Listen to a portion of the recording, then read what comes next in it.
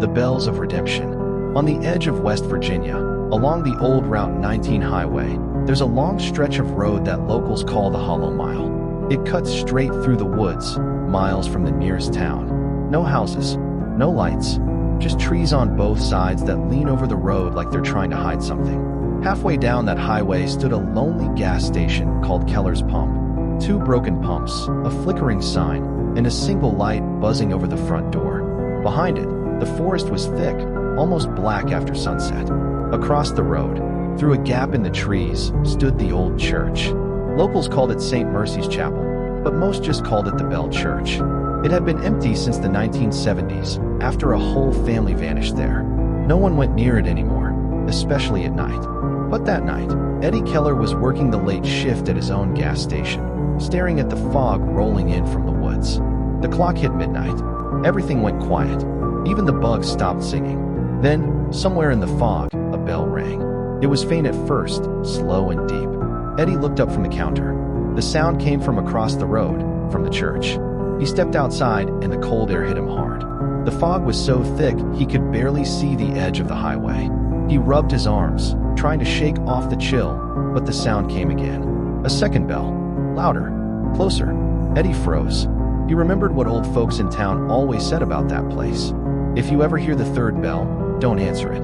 He laughed under his breath, trying to stay calm, but his voice cracked when he did. He turned toward the woods. Something was moving in the fog, soft footsteps, like someone walking barefoot on gravel. The motion sensor light above pump 3 flickered on. And there she was, a little girl in a white dress, standing beside the pump. Her hair was wet, sticking to her face. Her skin looked almost gray under the buzzing light.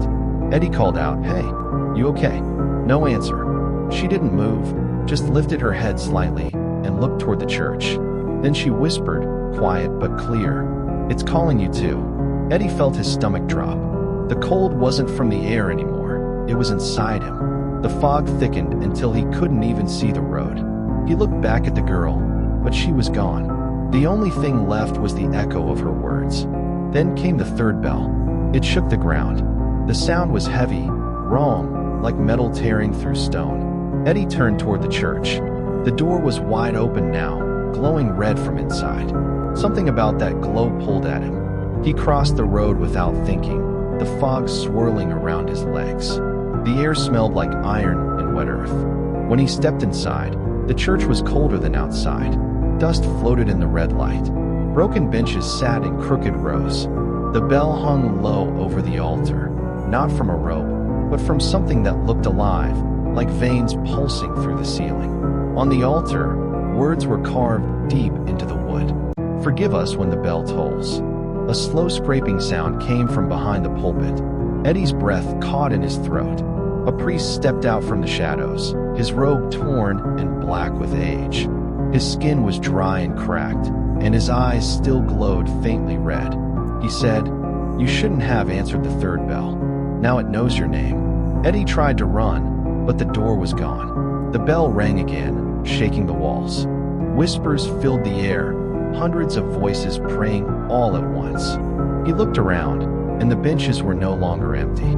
They were full of people, gray, still, watching him. Every mouth whispered his name. "Eddie, Eddie, Eddie." He stumbled backward and tripped over something soft. A small white shoe. When he looked up, the girl was standing there again. Her eyes were gone, just black holes where they should have been. The bell swung above them. It wasn't metal anymore. It was made of faces, faces of the missing, and one of them looked exactly like Eddie. He screamed, but no sound came out. The bell rang one final time, and then there was nothing but fog. By morning, the gas station was empty. The pumps were still. The sign still flickered. But Eddie Keller was gone. Some say you can still hear the bell from the Hollow Mile when the fog rolls in. 3 slow tolls. The first to call, the second to warn, and the third to claim. So if you ever drive down Route 19 on a foggy night and hear a bell in the distance, don't stop, don't look back, and whatever you do, don't answer the third bell.